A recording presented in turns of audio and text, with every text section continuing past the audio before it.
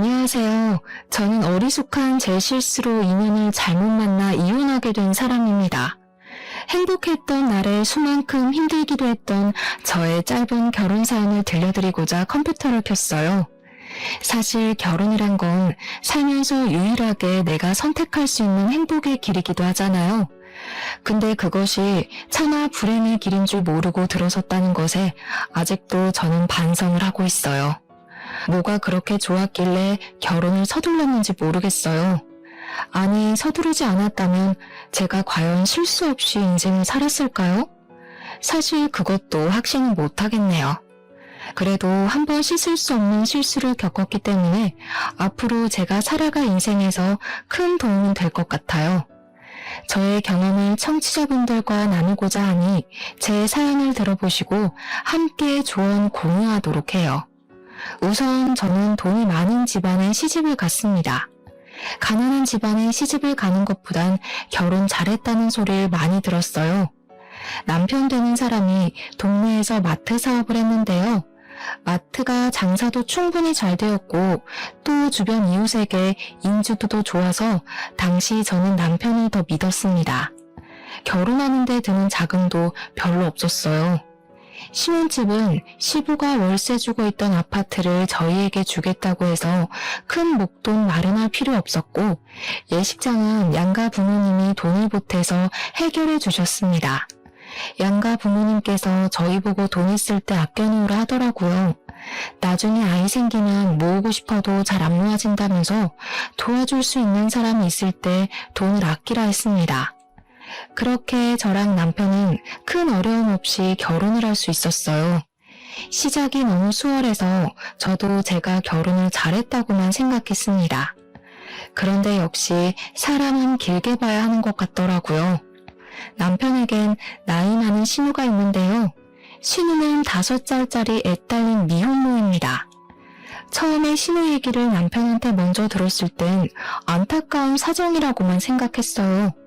남편도 신우를 참 안 된 사람으로 생각하고 있었고 그래서 남편이 신우를 대할 때 뭐든 조심스럽더라고요. 웬만하면 신우의 부탁을 거절하지 않았습니다. 일단 집안 자체에서 신우의 미혼모 사정 때문에 신우를 굉장히 안쓰럽게 보고 있었어요. 당연히 이건 지내다 보니 알게 된 사실이었습니다. 그래서 그런가 특히 남편과 신우 사이가 너무 좋더라고요. 제가 생각하는 일반적인 남매 모습이라고 하기엔 너무 애틋해 보였습니다. 저는 그걸 보고 식구끼리 상처도 잘 보듬어주고 참 마음이 따뜻하다고 생각했어요. 시모도 처음엔 제게 굉장히 착하게 대하셨거든요. 시부가 저를 참해 보인다고 엄청 마음에 들어 하셨는데 시모도 저를 마찬가지로 생각해 주셔서 얼마나 다행이었는지 몰라요. 그래서 저는 더더욱 이 집안에서 잘 어울려 지낼 수 있을 거라고 생각했습니다. 저랑 남편이 신혼여행 다녀오고 나서도 신우가 손수 신혼살림 정리하는 걸 도와주기도 하셨어요.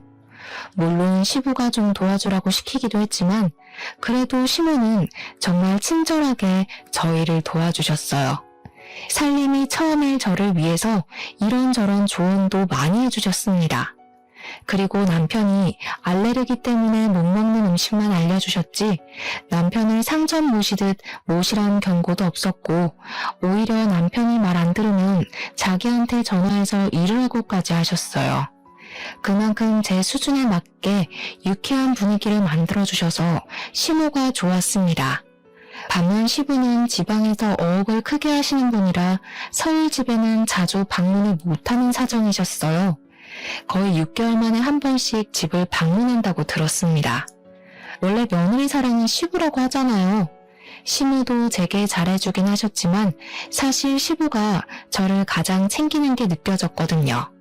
사실 저를 본 횟수로 보면 거의 초면이나 다름없다고 해도 무방한데 시부는 제가 시집와서 힘들까봐 어떻게든 편의를 봐주려고 했습니다. 그래서 제가 결혼함과 동시에 집에 제사도 없앴고 명절에 음식하는 것도 없애버리셨어요. 시댁에도 굳이 연락하지 않는 이상 주기적으로 찾아올 필요 없다고 하더라고요. 그뿐만이 아니었습니다. 시부는 귀찮게 어른들 생신 같은 것도 챙기지 말고 정 챙기고 싶으면 그냥 외식으로 퉁치자면서 저보고 힘들게 생일상 같은 거 차리지 말라고도 하셨죠. 어떻게 이리 며느리 입장을 잘 생각해 주시는지 처음 그 선언을 들었을 때 제가 다 민망할 지경이었습니다. 다른 가족들도 제게 친절했고 제 편의를 봐주려고 웬만하면 굳은 일 안 시키려고 하긴 했는데 솔직히 시부처럼 이런 시댁 행사를 없애주는 것이 진정으로 며느리를 생각해주는 마음이잖아요. 처음엔 시부에게 그렇게까지 마음 안 써주셔도 된다고 하며 거절했지만 시부가 워낙 단호하게 나와서 결국 그렇게 결정이 난 거거든요. 그게 당장은 몰라도 나중엔 정말 큰 은혜라는 걸 예측할 수 있어서 더 이상 거절하진 못했어요. 그 부분에 대해서 시모도 별 말은 없었습니다. 시부가 결정한 거라 더 말하지 못했을 수도 있고 아니면 시모도 그런 행사들이 귀찮았을 수도 있고 일단은 시부 의견에 반대하는 사람은 아무도 없었다는 겁니다. 그렇게 선포하고 지방을 내려간 시부는 일이 너무 바쁠 땐 1년에 한 번씩 온다고도 하더군요. 어떻게 될지는 가봐야 한다면서 떠나셨어요. 그렇게 저는 신혼여행에 다녀오고 나서 한동안 시부는 코빼기도 볼 수 없었습니다. 그리고 그제야 저는 그게 어쩌면 남은 식구들이 모두 기다렸던 시간이었을 수도 있다는 걸 깨달았어요. 시댁이랑 저희 신혼집이랑 걸어서 닿을 수 있는 거리인데 시누랑 시모가 번갈아 가면서 굉장히 자주 방문하더라고요. 방문만 하는 거면 뭐 상관이 없었죠. 근데 뭔가 올 때마다 이전과 다른 느낌이 난다는 게 문제였어요.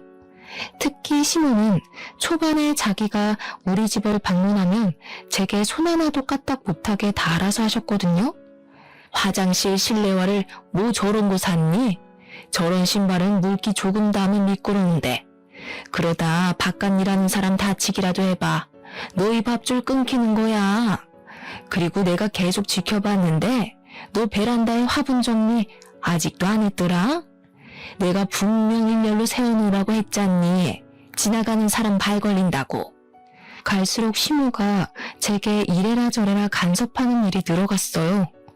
이전에는 제 손에 물 한 방울 안 묻게 하려고 과하게 행동하시더니 갑자기 자기 손에 물 한 방울 안 묻게 하려고 용을 쓰는 겁니다. 제가 다 알아서 할 일이었고 시모가 시키는 일보다 더 급한 일이 많아서 잠깐 미루고 있었던 거예요. 그런데 시모가 집을 찾아올 때마다 중구난방으로 지적을 해대니까 나중에는 점점 신경이 거슬리더라고요. 그래도 그때는 제가 원래 알고 있던 시모의 착한 이미지가 제 속에 더 많이 남아있었기 때문에 묵묵히 시키는 걸 했어요. 그게 다 시모와의 갈등을 피하기 위해서였죠. 근데 시모 한 명이면 제가 어떻게 견뎌보겠는데 얌전한 줄만 알았던 신우까지 어느 순간부터 제 삶에 비집고 들어오더라고요. 남편이랑 신우가 사이 좋다는 건 알고 있어서 자주 얼굴 볼 수밖에 없다는 건 그리 놀랄 일은 아니었어요.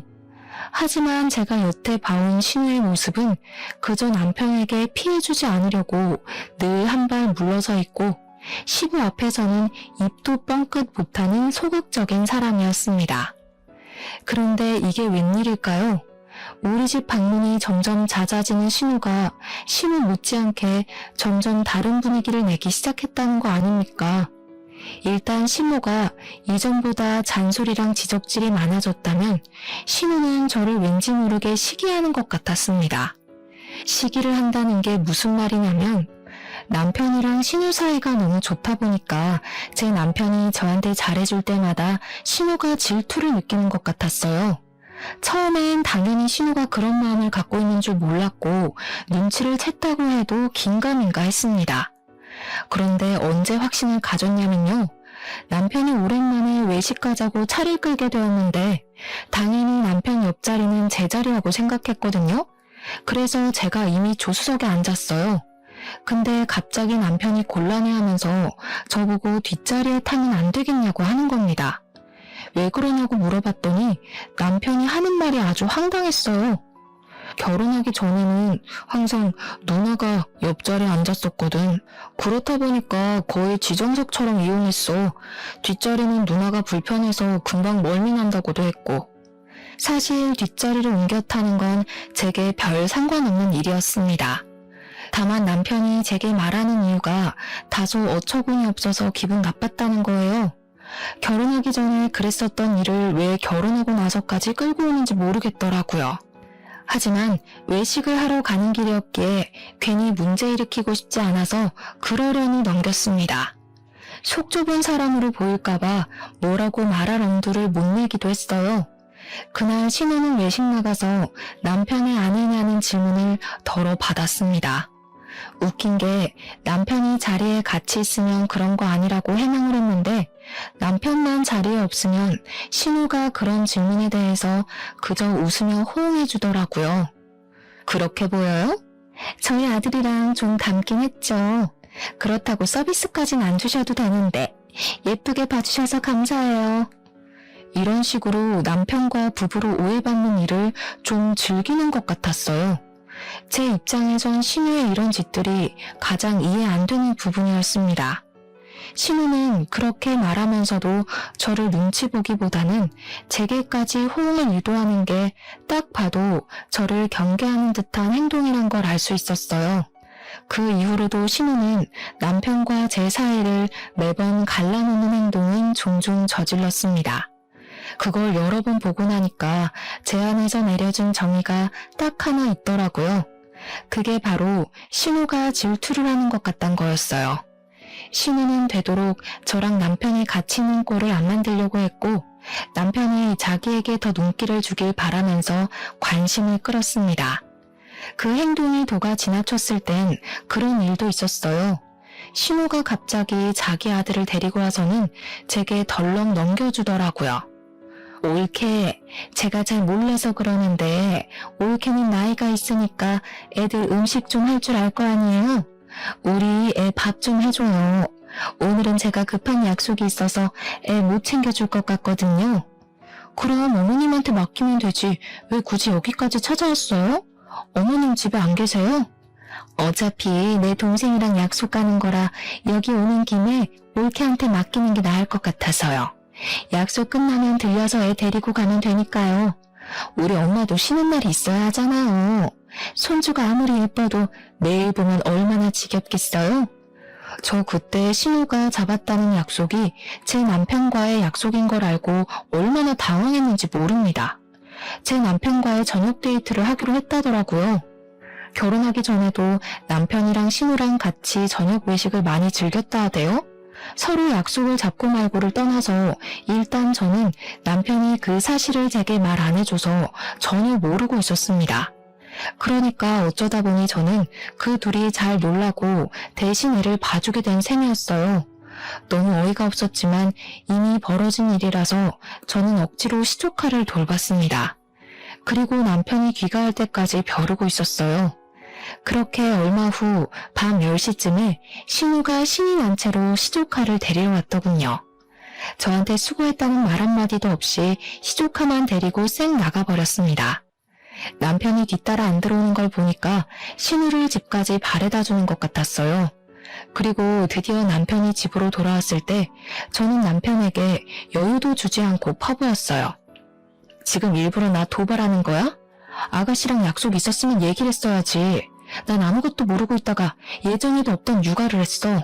내가 무슨 베이비시터야? 당신이랑 아가씨 노는데 애나 봐주는 사람이냐고. 이 정도 일이면 적어도 나한테 부탁하는 게 예의 아니야? 화났어? 미안해. 사실 얘기할까 말까 고민했는데 누나가 얘기 안 하는 게 좋겠다고 하더라고. 왠지 말하면 당신이 허락 안 해줄 것 같다길래. 당신은 몰랐겠지만 사실 누나가 당신 눈치 엄청 많이 봐. 눈치? 눈치 보는 사람이 나한테 애 봐줘서 고맙단 말도 안 해? 눈도 안 마주치고 애만 챙겨서 나가니? 당신 없을 때마다 아가씨가 당신 같고 남편인 척 하더라. 이 상황에 누가 더 눈치 보고 스트레스 받겠어? 누나는 미혼모잖아. 밖에 나가면 얼마나 사람들 시선이 신경 쓰이겠어. 안 그래도 애 아빠한테 버림받았는데 남동생 좀 이용하는 게 뭐 어때서. 그렇다고 내가 진짜 누나 남편 되는 것도 아닌데 뭘 그런 걸로 예민하게 굴어. 그러니까 당신 말은 난 애도 없는데 아가씨가 불쌍하니 조카도 내가 대신 봐야 되고 아가씨가 불쌍하니까 남편도 내줘야 한다는 거네? 가만 보니까 내가 당신 아내가 아니라 당신 불륜녀가 된 기분이다. 지금 남의 남편 빼앗은 것 같아. 배우자한테 무조건 양보만 바랄 거면 나랑 왜 결혼했어? 그냥 나가서 사랑하는 네 누나랑 조카 데리고 남편 행세하면서 살아. 저는 그날 남편에게 쌓였던 서운함을 다 토로하고 말문을 닫아버렸습니다. 다음날 남편이 제게 대화 좀 하자고 해도 무시했어요. 그랬더니 남편도 자기 나름대로 자기 행동을 돌아본 것 같더라고요. 한 이틀 냉전 상태로 지냈을까? 신우가 우리 집을 또 찾아온 적이 있었는데 그날 남편이 먼저 나서서 신우를 집으로 돌려보냈어요. 제가 남편의 사과를 안 받아주니까 남편이 먼저 행동으로 보여준 겁니다. 그 덕분에 저는 남편과 다시 대화할 시간을 갖게 되었는데요. 남편이 제게 미안하다고 하면서 앞으로 신우를 완전히 외면할 순 없겠지만 제 남편으로서 자기가 자제해보겠다고 하더라고요. 일단 남편이 먼저 사과를 해줬으니까 남편을 믿어보기로 했어요. 남편의 사과 덕분에 저희 관계는 다시 좋아졌습니다. 하지만 역시 후폭풍은 있었어요. 남편이 제게로 돌아서면서 신우를 멀리하니까 역시나 신우가 가만히 있질 않더라고요. 그 뒤부터 신우는 아주 뻔뻔해졌습니다. 얼굴에 철판 깔고 저희 집에 거의 늘어붙기 시작했죠. 심지어 남편의 생일날에도 남편이 저랑 단둘이 보내는 게 싫었는지 그날 우리 집에 와서 하루 종일 있었어요. 남편이 신우더러 가라고 말리는 것도 한계가 있었습니다. 사람이 막무가내로 나오니까 완전 구제불능 수준이 되더라고요. 남편은 또 신우한테만 유독 마음이 약해져서 강하게 하지도 못했어요. 그게 또 제가 불만을 품게 만들었죠. 아무튼 신우가 거의 매일같이 신우집을 찾아오니까 시조카 때문에 하루하루가 정신이 없었어요. 문을 안 열어주면 그만이라 생각할지 모르겠지만 신우가 아이를 데리고 있다 보니까 밖에 오래 세워둘 수가 없더라고요. 신우도 제가 아이한테 마음이 약한 걸 알아서 그런가 일부러 더 오기 부리며 시조카를 꼭 데리고 집을 찾아왔습니다. 시조카가 또 5살이다 보니까 솔직히 얌전하지 않아요. 누구를 닮았는지 집에서 그렇게 뛰어다닙니다. 신경 안 쓰려고 해도 시조카가 이것저것 만지려고 하고 위험하게 놀아서 제가 말을 계속 얹을 수밖에 없는 입장이었어요. 근데 정작 신우는 애한테 손 떼고 하루 종일 휴대폰 하거나 TV만 봅니다. 남편이 올 때까지 집에서 기다렸다가 남편이 오면 남편이랑 수다 떨면서 노는 게 신우의 일과였어요. 그리고 또 하나 있네요. 제가 남편 저녁상을 미리 차리면 이것저것 손대면서 잔소리를 폭탄으로 던지기도 합니다. 우리 동생 시금치 싫어하는데 결혼했으면서 그런 것도 파악 못했어요? 내 동생은 어릴 때부터 초록색 나무를 특히 싫어했어요. 남편 내조하고 살 거면 그 정도는 공부 좀 하세요. 이제 먹더라고요. 제가 먹으라고 하니까 군말 없이 먹는다고 하던데요. 나이가 몇 살인데 이런 걸로 편식을 해요. 알레르기 일으키는 음식만 피하면 되지. 남편 스트레스 주는 마누라가 제일 최악이라고 하던데 옳게 나중에 우리 동생한테 이혼당할라. 조심해요.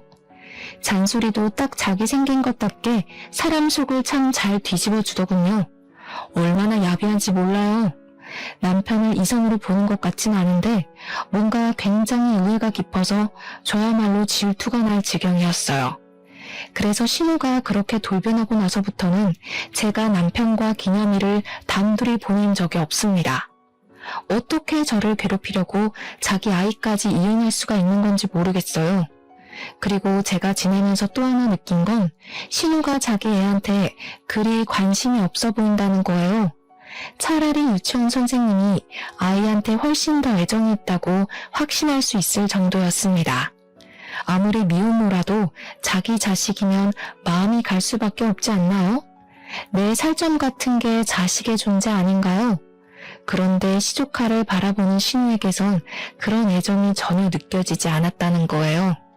제가 보기엔 자기 자식보다 제 남편에게 더 애정이 있는 것 같았습니다.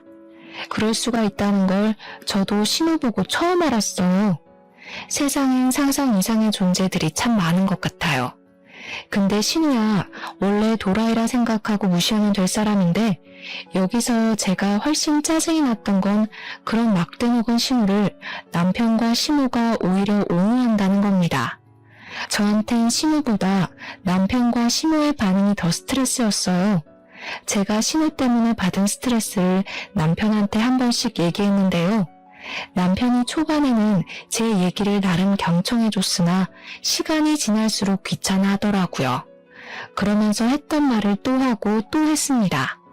애 혼자 키우느라 외로워서 그래. 당신 이해 좀 해줘. 당신은 남편도 번듯하고 시댁도 번듯하잖아. 근데 우리 누나는 다 버려졌잖아. 혼자서 얼마나 쏘가리를 했겠어. 이걸 가족이 안 품어주면 우리 누나는 이제 의지할 곳이 없단 말이야. 그래, 너는 한두 살 먹은 어린애도 아닌데 그 정도 사정도 이해 못해주니? 나이 먹은 여자는 볼 거라곤 이해심이랑 배려심밖에 없어. 설마 너 그런 각오도 없이 내 아들이랑 결혼하겠다 했던 거야? 나는 그래도 네가 철딱서니 없는 어린 년들보단 우리 식구 사정을 잘 품어줄 거라고 생각했다. 내가 잘못한 거니? 그럼 좀 실망할 것 같네. 실망은 이미 제가 했는데요. 이런 식으로 저 나쁜 년 만들어서 죄책감 들게 하려는 것 같은데 그런 건 어머님이 말씀하시는 어린애들한테나 통하는 화법이고요. 저는 어느 정도 성숙해버린 사람이라서 어머님 하시는 말씀이 일방적인 협박으로밖에 안 들리네요. 며느리를 이용하려고 한 거면 차라리 못 모르는 여자를 데려다가 며느리 시키지 그러셨어요? 웬만하면 시모한테 반항 안 하려고 했는데 해도 너무한 것 같아서 그만 저질러버렸던 날입니다. 그렇지 않아도 시모가 제 주장에 좀 당황하더라고요. 남편도 옆에서 시모한테 무슨 말버릇이냐고 잘못했다고 사과하라 하대요. 저도 한번 속마음을 털어놓으니 더 이상 눈에 뵈는 게 없어지는 겁니다. 그래서 이참에 더 제 감정을 밀어붙였어요. 이 결혼 생활 유지됐으면 좋겠어요? 아니면 그 반대인가? 저를 쫓아내기로 마음먹은 거라면 순순히 이혼을 드릴게요. 저도 이렇게 가스라이팅 당하면서 더는 못 살아요. 저는 결혼해서 잘 먹고 잘 살려고 한 거지 남의 집 뒤치다거리나 하러 온 거 아니거든요. 저는 그들 모습에 정떨어져서 입 밖으로 이혼까지 고심하겠다고 말해버렸습니다. 그랬더니 그제야 남편이 제게 또 먼저 사과를 하더군요. 그 자리에 함께했던 시모랑 신우를 황급히 내보내곤 저를 붙잡고 용서를 빌었습니다. 그런데 용서를 비는 내용이 조금 특이했어요. 아빠한텐 절대 말하지 마. 우리끼리 해결할 수 있잖아. 앞으로 내가 잘할게. 당신 심기 안 거슬리도록 엄마랑 누나 우리 집에 못 오게 할 테니까 제발 아빠한텐 이혼 소리 꺼내지 마. 남편이 시부를 유난히 두려워하는 모습을 보이더라고요. 결혼 생활을 길게 유지한 건 아니었지만 남편이 그렇게까지 시부를 두려워하는 건 처음 봤습니다. 제게 싹싹 비는 모습도 이전에 사과했던 모습과는 차원이 다르게 간절했어요. 그래서 저 일단은 이혼을 보류하게 되었습니다. 실제 남편은 시모랑 신우를 우리 집에 못 오게 했고 저는 한동안 자유를 느낄 수 있었어요. 물론 이혼을 언급한 게 그냥 한 소리도 아니었고 이혼 결심을 완전히 접은 것도 아니었어요. 일단은 당장 시부가 제 눈앞에 없기도 해서 보류를 했을 뿐입니다. 결혼한 지 얼마 안 됐는데 벌써 이혼까지 염두에 버릴 줄은 몰랐네요. 그렇게 직장인들이 마음속에 사표를 품고 사는 것처럼 저도 마음속에 이혼을 품고 지내며 시간을 보낼 때였어요. 어느 날 제가 시댁을 방문할 날이 있어서 시댁을 찾았는데 문이 열려있길래 그냥 들어가려고 했거든요. 근데 안에서 시모랑 신우가 심각하게 대화하는 것이 들리더라고요. 그래서 안으로 들어서지 않고 밖에서 두 사람의 대화를 엿듣게 되었습니다. 그리고 거기서 굉장히 충격적인 사실을 듣고 말았어요. 그 두 사람이 시조카에 대해서 얘기를 나누고 있었는데요. 시모가 시조카를 아들이 아닌 동생이라 칭하면서 시모에게 얘기를 하고 있더라고요. 그때부터 저는 무슨 정신으로 그랬는지 모르겠는데 일단 그 대화를 몰래 녹음해 버렸습니다. 그러면서 숨죽이고 계속 대화에 집중을 했죠. 들으면 들을수록 충격적인 사실이었어요.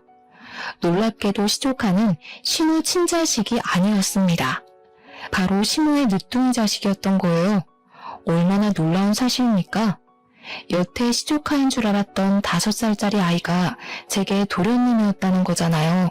게다가 5살이면 아이 친모의 나이가 적어도 저랑 또래 정도는 되어야 하는데 신우가 품기에는 시모 나이가 너무 많잖아요. 솔직히 할머니 수준 아닙니까? 대체 어쩌다 그런 일이 생겼나 잠자코 더 들어봤더니 5년 전 시부가 집을 비운 사이에 신우가 산악회 모임을 다니다가 외간 남자랑 불륜을 저지른 것 같더라고요. 그 불륜남 사이에서 만들어진 자식이었던 겁니다.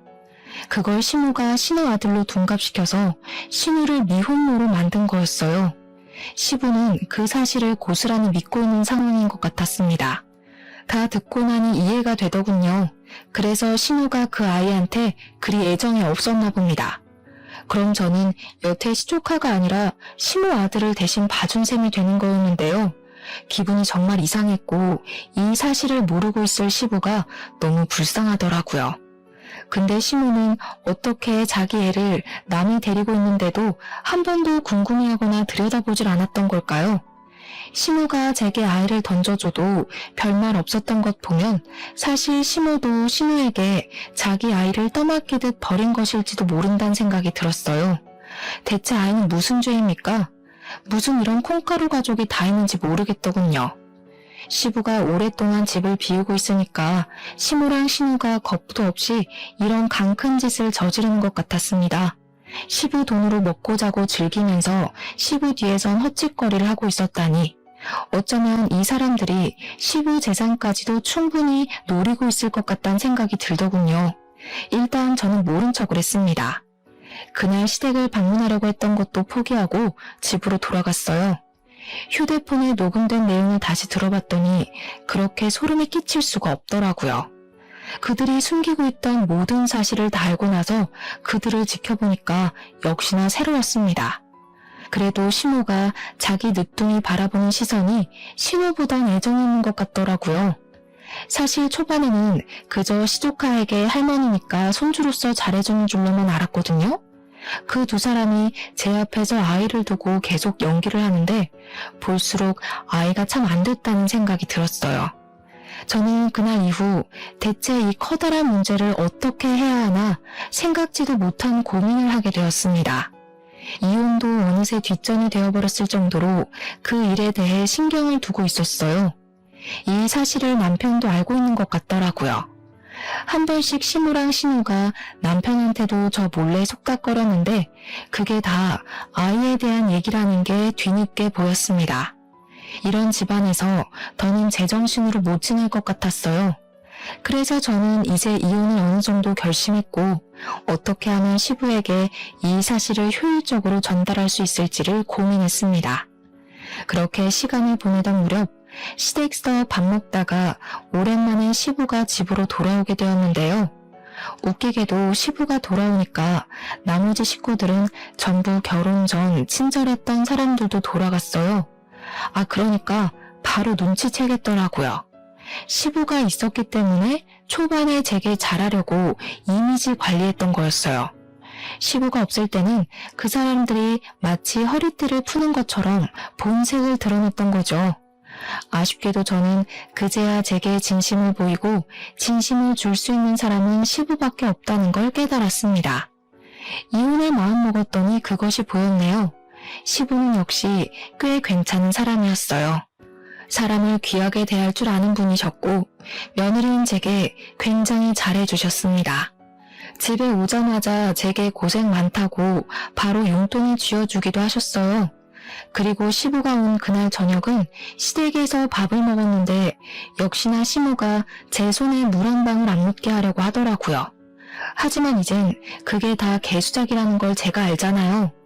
그래서 시모 무시하고 제 할 일을 꿋꿋이 했거든요. 근데 시부가 잠깐 친구 만나러 나간 사이였어요. 시모가 기다렸다는 듯이 고무장갑을 제게 던지면서 빨리 설거지 먼저 하라고 부추기는 겁니다. 우습지 않나요? 시부가 매일 같이 살았다면 제게 고나리질 못해서 어떻게 참았을까 싶더라니까요. 시모가 잔머리 쓰는 게 보이길래 저도 잔머리 좀 써줘야겠다고 생각했어요. 마침 시모랑 신우는 시부가 늦게 들어올 거라 생각했는지 방에 들어가서 TV를 보고 놀고 있었어요. 아마 제가 시부 오기 전에 설거지를 다 끝낼 거라고 확신하고 있었던 것 같았습니다. 남편은 애초에 제게 신경을 안 쓰고 있었어요. 하루 종일 자기 늦둥이 동생이랑 놀아주는 걸 핑계로 저를 돕질 않았죠. 그래서 저는 설거지를 최대한 늦게 했습니다. 정말 다행히도 시부가 친구를 짧게 만나고 돌아오셨어요. 남편은 자기 동생 화장실 봐준다고 잠깐 자리를 비웠고 시모랑 신우는 여전히 방 안에서 뒹굴고 있는 상황이었는데요. 시부가 저를 보자마자 바로 눈이 부릅뜨시더라고요. 그리고는 하하호호 소리가 나는 안방으로 달려갔습니다. 곧 큰 소리가 쩌렁쩌렁 울렸죠. 집에 여편네가 둘이나 있는데 왜 며느리 혼자 설거지를 하고 있어? 지금 뒹굴거리며 놀려고 며느리한테 다 떠맡긴 거야? 내가 며느리 수고스럽게 하지 말랬지?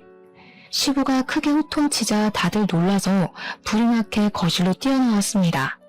다시 제대로 보니 역시 시댁의 실세는 시부였어요. 아무래도 시부가 결혼하기 전부터 식구들한테 며느리 괴롭히지 말라고 단단히 일러뒀나 보더라고요.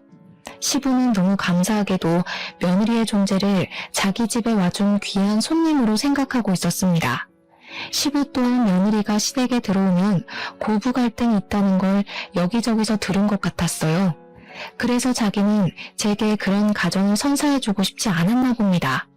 설마 여태껏 며느리한테 다 떠넘겼던 거야? 나 없는 동안 저런 식으로 사람 괴롭히고 있었어? 아니에요. 무슨 그런 서운한 말을 해요. 내가 잠깐 허리가 아파서 며느리한테 설거지만 좀 해달라고 부탁한 거예요. 당신한테 들은 말이 있는데 우리가 어떻게 며느리를 함부로 시켜먹겠어요. 맞아, 아빠. 그리고 올케는 이제 설거지 안 하는 거야. 그동안 나랑 엄마가 다 치웠다고. 올케도 손이 있는데 같이 일할 수 있는 거잖아. 세아가 네가 말해봐라. 정말 이 두 사람이 하는 말이 맞아? 내가 없는 동안 이 두 사람이 너 불편하게 한 거 없었어? 시부가 따지는 동안 시모랑 신우가 어느새 그 앞에 무릎을 꿇고 있었는데요. 벌벌 떨면서도 제게 말 잘하라고 눈치를 주더라고요. 그들은 어떻게든 시부의 비위를 맞추려고 노력했습니다. 없는 말까지 지어내면서 아양을 심하게 떨었어요. 그렇게 시부가 부러우면서 감히 불륜을 저질러 불륜남 애까지 시부 집에 들일 생각을 했다니 참 대단하다 싶더라고요. 일이 이렇게까지 되어버린 거 저는 이 좋은 기회를 놓치고 싶지 않았어요. 그래서 고무장갑을 벗고 시모에게 다가가 시모 앞에다 던져주었습니다. 아버님 나가시자마자 이렇게 고무장갑 던지면서 빨리 설거지하라고 하셨어요. 아버님 오기 전까지 끝내라고 하셨는데 제가 손이 느려서 미처 끝내질 못했네요. 늘 저희 집 찾아오셔도 애도 맡기고 일도 시키고 많이 부리셨어요. 저도 어머님이랑 아가씨가 아버님 없다고 갑자기 돌변해서 그럴 줄은 몰랐어요. 얘가 무슨 소리를 하는 거니? 내가 언제 너희들 집에 매일 찾아갔다고 그래? 내가 원래 말투가 좀 센데 네가 착각했나 보구나. 나 원래 누구를 부려먹지 못하는 사람이야. 시모랑 신우가 제발 자기들 살려달라고 제게 처절한 눈빛을 보냈지만 저도 이제 이 지긋지긋한 결혼 생활을 그만하고 싶었습니다. 시부가 집에 계실 때 이혼 얘기를 꺼내는 것이 나을 것 같았어요. 그래서 남편이 그렇게 말렸던 행동을 결국 저지르게 되었죠. 아버님, 저 죄송하지만 이혼할게요. 이건 제가 생각했던 결혼 생활이 아니라서요. 전 어머님이랑 아가씨가 이렇게까지 괴롭힐 줄 몰랐어요. 그래도 남편은 제 편 들어줄 거라 생각했는데 남편까지 어머님이랑 아가씨 편만 들고 그동안 저 외톨이로 지냈어요. 앞으로 이렇게 평생 지낼 자신이 없습니다. 저는 이때까지 신우랑 시댁에서 받았던 불합리한 구박들을 전부 빠짐없이 고백했습니다. 그러자 시모랑 신우 표정이 경악으로 물들었고 뒤늦게 나타난 남편이 저를 잡아당기면서 말리더군요. 그건 시부가 남편에게 한 번 더 호통 쳐주는 덕분에 남편의 소나기에서 풀려날 수 있었어요. 저는 그날을 마지막으로 생각하고 제가 갖고 있는 카드를 모두 꺼내보였습니다. 이 사람들이 그토록 숨기고 있던 엄청난 비밀도 당연히 그 자리에서 밝혔어요. 아, 그리고 이렇게 무서운 사람들이랑은 더 이상 못 살겠어요. 왠지 저까지 정신 이상해질 것 같아서요. 여기 조카가 아가씨 아들이 아니라면서요. 어머님 늦둥이 자식이라고 하던데. 제 말에 시모가 사색이 되더니 무슨 소리냐고 목청을 높였어요. 얼마나 똥줄이 탔으면 시부가 눈앞에 있는데도 벌떡 일어나서 제게 삿대질을 하더군요. 그러거나 말거나 저는 바로 녹음 파일을 틀었습니다. 파일에서 흘러나오는 음성은 누가 들어도 시모랑 신우 목소리였어요. 제가 이렇게 확실한 증거를 갖고 있을 거란 생각은 다들 못했나 봐요. 같이 있던 신우랑 시모 얼굴이 아주 새하얗게 질렸더라고요. 물론 남편도 마찬가지였습니다. 당연히 이 사실을 처음 알게 된 시부가 가장 충격을 받았겠죠. 알고 보니 시모랑 시부는 재혼한 사이였는데요. 남편이랑 신우가 둘 다 시모 자식이라네요. 시부는 시모를 만나기 전까지 노총각이었다가 초혼을 시모랑 한 듯 했습니다. 시부는 고분고분한 시모를 진심으로 좋아했던 것 같아요. 그래서 시모에게 자식이 둘이나 있다고 해도 흔쾌히 결혼을 결심한 거더라고요. 그런데 알고 보니 시모의 모든 모습들이 가식이었단 걸 그날 알게 된 셈이잖아요. 저보다 훨씬 더 충격이 강할 만했죠. 아무튼 시모는 그렇게 시부를 배신했음에도 결코 시부 곁을 떠날 수가 없는 이유가 있었어요. 왜냐하면 제 남편의 사업 자금을 시부가 전부 대주고 있었거든요. 시부는 시모가 자기 몰래 불륜을 저지르고 다니는 줄도 모르고 아들이란 이유만으로 남편을 지원하고 있었던 겁니다. 사실 피 한 방울 안 섞인 남이 아닙니까? 시부가 아빠 노릇하려고 남편 사업을 도운 것 같은데 그럼 적어도 다들 시부에게 아내 노릇, 자식 노릇을 했었어야죠. 숨겨뒀던 모든 사실이 밝혀지자 시모는 혹시나 집에서 쫓겨날까봐 얼굴이 새하얗게 질려버렸어요. 머리 끝까지 열받은 시부가 시모한테 손찌검을 하려고 하자 그때 신우가 먼저 달려들어 시부를 말렸습니다. 그러나 시부는 자기를 똑같이 속인 신우도 꼴보기 싫었는지 사정없이 신우를 밀쳐버렸어요. 한껏 쫄아있는 남편한테 달려가 남편 귀싸대기를 대신 날려버렸습니다. 넌 뭘 한 게 있다고 얼굴 빳빳이 들고 있어? 꼴도 보기 싫으니까 당장 나가. 그리고 내일부터 마트 나가지 마라. 내가 그놈의 마트 다른 사람한테 넘겨줘 버리려니까. 근데 아빠, 제가 잘못한 거 아니잖아요. 엄마가 불륜 저지른 걸 왜 저한테 그래요? 솔직히 저는 아빠한테 다 말하자고 했어요. 근데 엄마가 아빠한테 쫓겨날까봐 무서워서 계속 숨겼던 거라고요. 전 진짜 억울해요. 차라리 엄마랑 누나를 버리고 아빠 밑에 있을게요. 닥쳐. 이미 한통 속이었던 사람을 내가 뭘 믿고 키워주겠어? 먹여주고 데리고 살아줬더니 감히 나를 배신해? 며느리 입에서 저딴 말이 나오게 만들어? 당장 다 꺼져. 시부는 그 자리에서 바로 식구들을 내보내려고 했어요. 그러자 시모랑 신우가 다시 시부 앞에 무릎 꿇고 빌기 시작했습니다. 잘못했다고 한 번만 용서해달라고 하는데 제게 허세 부리던 사람들이 맞나 싶더군요.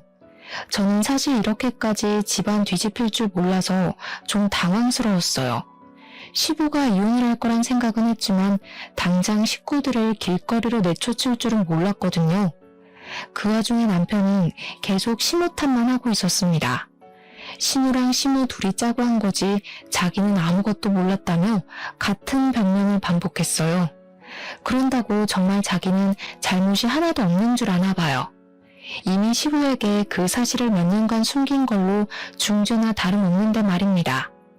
이미 그들은 더 이상 회생할 수 없을 만큼 이미지가 다 박살이 났는데 그런 와중에도 시모랑 신우는 혼자만 살려는 남편이 고가웠는지 남편의 과오까지 알아서 다 밝혀주더라고요.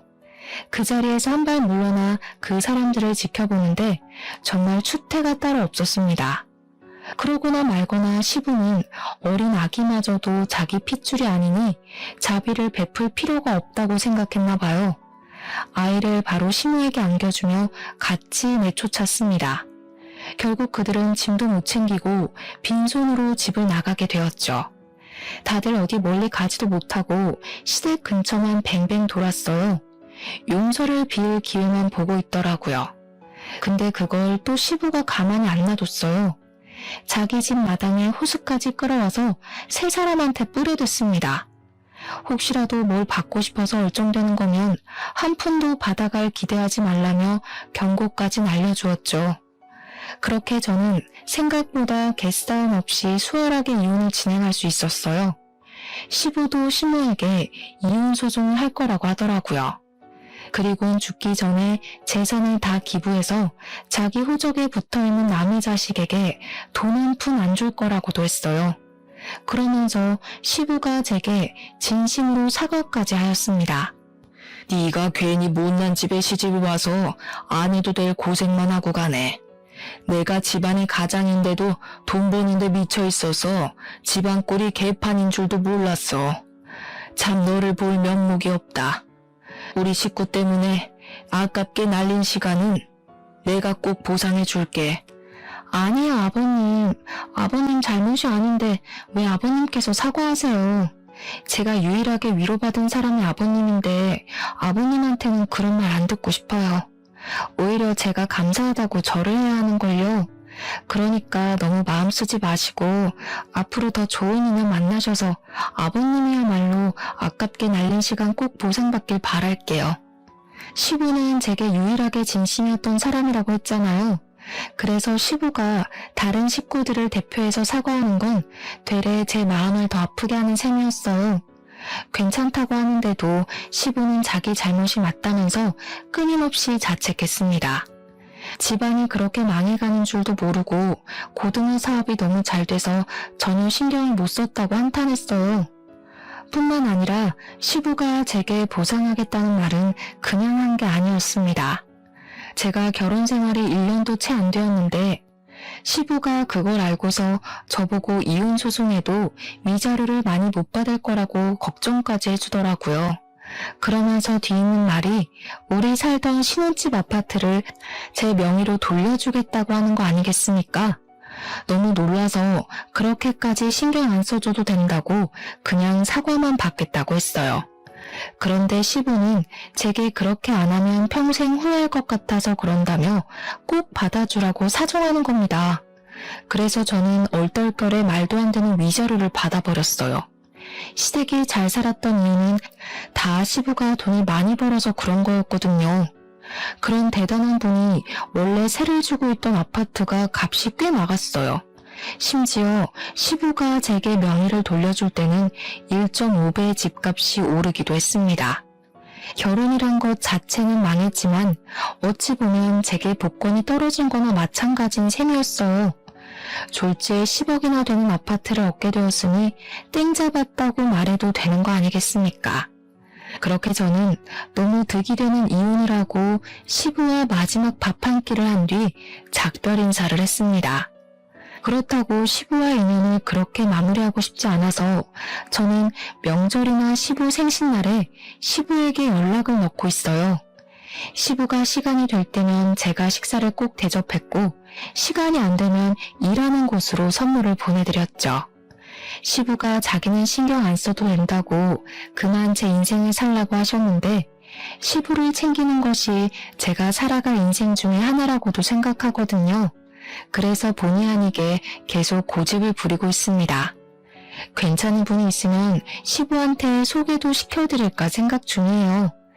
아무튼 그렇게 떠나버린 사람들은 완전 소식이 뚝 끊겨버렸어요. 시부도 일하는 지방으로 집을 옮기는 바람에 그 사람들과 만난 적이 없다고 하더라고요. 아마 어디서 막노동하느라 바쁘지 않을까 싶네요. 제발 누구 인생 발목 잡지 말고 자기네들끼리 똘똘 뭉쳐서 살았으면 좋겠어요. 그럼 그만 이야기 마무리할게요. 들어주셔서 감사합니다.